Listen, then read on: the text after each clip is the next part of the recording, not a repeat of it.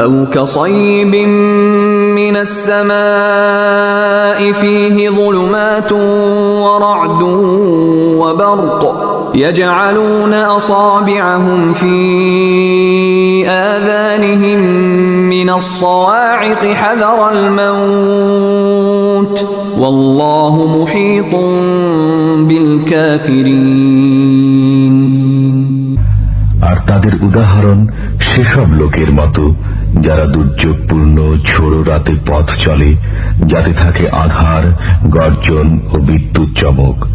মৃত্যুর ভয়ে গর্জনের সময় কানে আঙ্গুল দিয়ে রক্ষা পেতে চায়, অথচ সমস্ত কাফেরই আল্লাহ কর্তৃক পরিবেষ্টিত।